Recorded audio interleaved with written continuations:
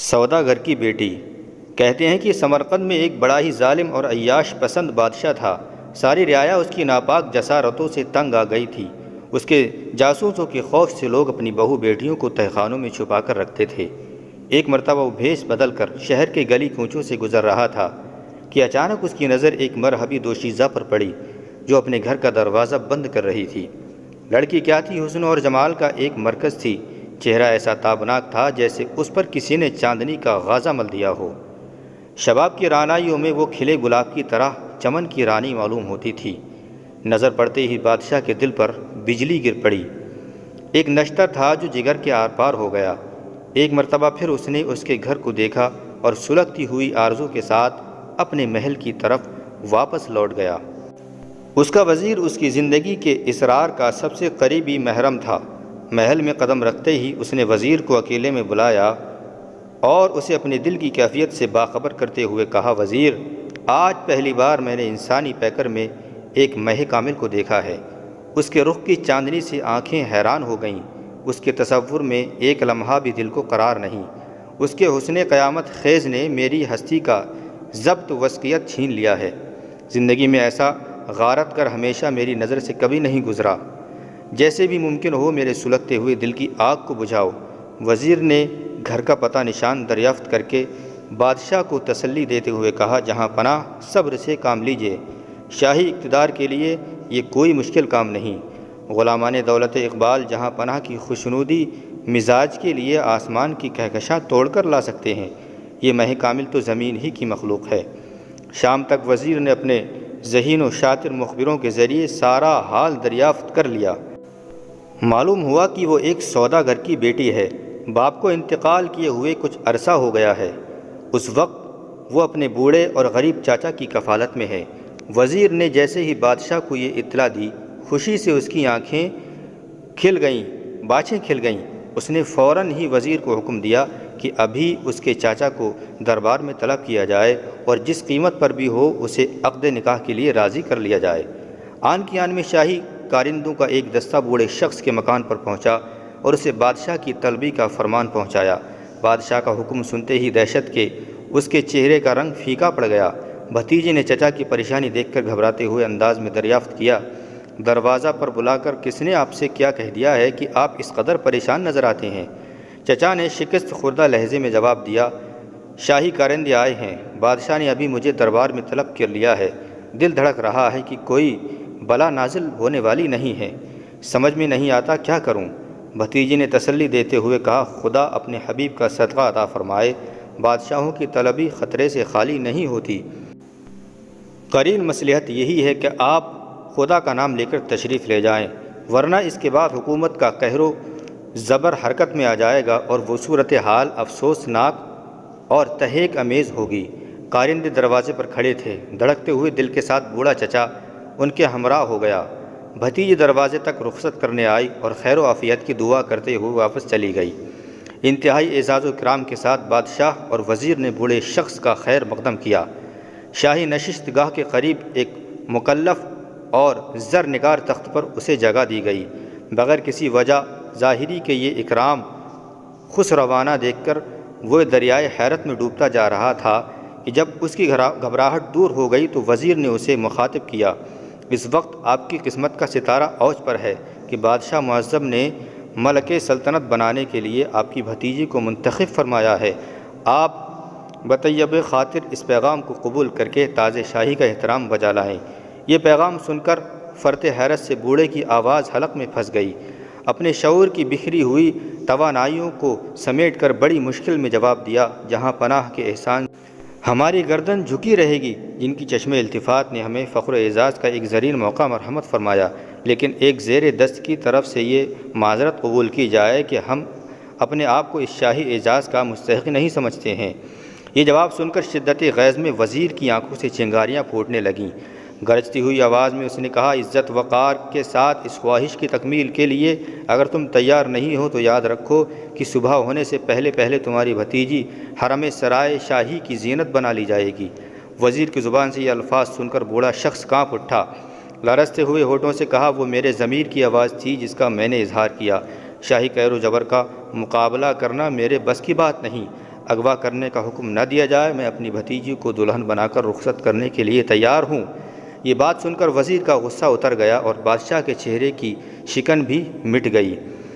گئی رات تک بوڑھے چچا کے انتظار میں بھتیجی بیٹھی ہوئی تھی۔ قدموں کی آہٹ پاتے ہی دروازہ کھول دیا، بےتابی کے ساتھ خیریت دریافت کی۔ چچا نے بھررائی ہوئی آواز میں سارا ماجرا سنایا۔ صورتحال معلوم کرنے کے بعد لڑکی نے ایک ٹھنڈی سانس لی اور کہا کہ آپ ندامت و پشیمانی محسوس نہ کریں، آپ کی زبان پر میں زندہ درگور ہونے کے لیے تیار ہوں۔ بالآخر چند دنوں کے بعد شاہانہ کر و فر کے ساتھ شادی کی تقریب انجام پذیر ہوئی۔ سارا شہر جشن و مسرت میں ڈوب گیا۔ دمِ رخصت ڈولی میں بیٹھے ہوئے کہا، چچا دروازے پر بیٹھ کر میرا انتظار کیجیے گا، میرا مقدر مجھے جلد ہی واپس لے آئے گا۔ دلہن کی پالکی جیسے ہی شاہی محل کے دروازے پر پہنچی، کنیزوں اور خواصوں کے ہجوم نے چاروں طرف سے گھیر لیا اور پھولوں کی بارش میں اسے حرم سرائے خاص تک لے گئیں۔ شب زفاف سے پہلے دلہن کو ملکہ بنانے کی رسم ادا کی گئی۔ بادشاہ نے اسے تقریب میں اپنا وہ تاج شاہی اتار کر دلہن کے سر پر رکھ دیا جس میں کروڑوں روپے کے جواہرات جڑے ہوئے تھے۔ وہ اب سوداگر کی بیٹی نہیں تھی، ایک بہت بڑی سلطنت کی ملکہ تھی۔ سارا محل اس کے حسن کی چاندی سے جگمگا اٹھا۔ پروانے کی طرح بادشاہ کی شگفتگی دن بدن بڑھتی جا رہی تھی۔ ایک لمحہ کے لیے بھی اسے ملکہ کی جدائی گوارا نہ تھی۔ دونوں کی زندگی نسیم عشق کی موجوں سے کھیلتی رہی۔ بالآخر ایک وقت ایسا آیا کہ شاہی محل کی دیواروں پر سے چاندنی ڈھلنے لگی۔ بہار کا موسم دبے پاؤں صحن چمن میں رخصت ہونے لگا۔ لالا کی طرح عشق و وارفتگی کی دہکتی ہوئی آگ آہستہ آہستہ اڑتی ہوئی خاک تر میں تبدیل ہونے لگی۔ بادشاہ کے اضطراب شوق کا چڑھا ہوا دریا دن بدن اترنے لگا۔ ملکہ بھی کھوئی کھوئی سی رہنے لگی۔ وہی ملکہ جس کے بغیر ایک لمحہ بھی دل پوشاک گزرتا تھا، اب کئی دن تک بادشاہ کو اس سے ملاقات کی فرصت نہیں ملتی تھی۔ ایک دن منہ لگی ہوئی کنیز کی زبانی ملکہ کو شاہی محل کے تمام راز ہائے شربستہ کی اطلاع مل گئی۔ اسے معلوم ہوا کہ درجنوں رانیاں محل کے کسی خفیہ مقام پر گمنامی کی زندگی گزار رہی ہیں۔ بادشاہ ہر سال 6 مہینے کے بعد ایک نئی دوشیزہ کو اپنے حرم سرا میں داخل کرتا ہے، اور جب ہوس کی پیاس بجھ جاتی ہے تو محل کے کسی تہخانے میں اسے قید کر دیا جاتا ہے۔ ملکہ ایک دیندار اور پارسا عورت تھی۔ عشق رسول کا سوز و گداز اسے اپنی ماں سے وراثت میں ملا تھا۔ خدا کی غیبی کارسازی پر اسے بھرپور اعتماد تھا۔ نامعلوم طور پر اسے یقین رہنے لگا تھا کہ کسی دن اس بادشاہ کے گناہوں کا گھڑا پھوٹ کر ہی رہے گا۔ محل کے خوفناک حالات معلوم کر کے ابھی کبھی اس کا خون جوش انتقام سے ابلنے لگتا۔ ایک دن بادشاہ شور و شکار کے لیے باہر گیا ہوا تھا۔ سارا محل خالی تھا۔ ایک کنیز جو اس خفیہ مقام سے واقف تھی جہاں رانیوں کو قید رکھا جاتا تھا، رات کی تنہائی میں ملکہ کے پاس آئی اور رازدارانہ لہجے میں کہا، آپ کی عبادت و ریاضت اور خدا پرستی کے تقدس نے ہمیں آپ کا گرویدہ بنا لیا ہے۔ آپ کی ذات سارے محل کے لیے مذہبی عقیدت بنی جا رہی ہے۔ آج پہلی بار یہ راز آپ پر منکشف کر رہی ہوں کہ بادشاہ کے بے پایا اعتماد کے نتیجے میں صرف تنہا مجھ کو یہ منصب عطا کیا گیا ہے کہ میں اسے زندہ سے رابطہ رکھتی ہوں۔ جہاں آپ کی طرح رانیاں قید ہیں، وہاں ایک لڑکی آپ سے قریبی تعلق رکھتی ہے۔ آپ کا نام و نشاں معلوم کر کے وہ چونک گئی اور بے تحاشا پھوٹ پھوٹ کر رونے لگی۔ آپ کی ملاقات کے لیے وہ انتہائی بے چین ہے۔ اگر آپ تیار ہو تو آدھی رات ڈھل جانے کے بعد خفیہ راستے سے آپ کو زندان کی سیر کرا لے جاؤں۔ ملکہ یہ سنسنی خیز خبر سن کر حیران رہ گئی۔ اس کی آنکھوں کے نیچے اندھیرا چھا گیا۔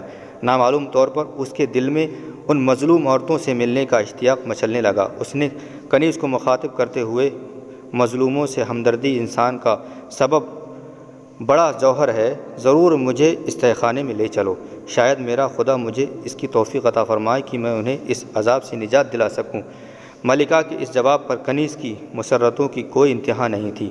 ایسا معلوم ہو رہا تھا کہ اس نے کوئی بڑی مہم سر کر لی ہو۔ دوسرے دن صبح نماز فجر سے فراغت کے بعد کنیز کی رہنمائی میں اس خوفناک تہخانے کی طرف ملکہ روانہ ہوئی۔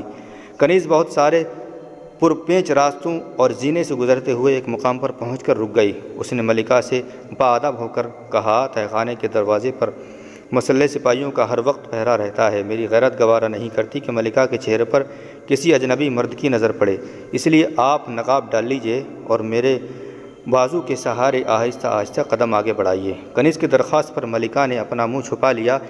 اب راستے کے نشانات اوجھل ہو گئے۔ کنیز کے سہارے اب ملکہ آہستہ آہستہ راستے طے کر رہی تھی۔ کافی دور چلنے کے بعد ایک زینہ ملا۔ جیسے ہی زینے کی آخری سیڑھی پر ملکہ نے قدم رکھا، اچانک اس کے دل کی دھڑکن تیز ہو گئی۔ کچھ دور چل کر کنیز نے ایک دروازے پر دستک دی۔ دروازہ کھلتے ہی کنیز نے ملکہ سے کہا، اب اپنا نقاب الٹ دیجیے، ہم لوگ تہخانے میں پہنچ گئے ہیں۔ ملکہ نے نقاب الٹ دیا، نظر اٹھا کر دیکھا تو سامنے کوٹھریوں کا ایک سلسلہ دور تک چلا گیا تھا۔ کچھ عورتیں غمگین و اداس بیٹھی ہوئی تھیں۔ ملکہ کو دیکھ کر وہ اٹھ کر کھڑی ہو گئیں۔ ایک ادھیڑ عمر کی عورت نے ملکہ کے پاس پہنچ کر اظہار ہمدردی کرتے ہوئے کہا، محل میں آئے ہوئے شاید آپ کو 6 مہینے ہو گئے ہیں۔ ملکہ نے حیرت سے دریافت کیا، آپ کے اس سوال کا مطلب میں نہیں سمجھ سکی۔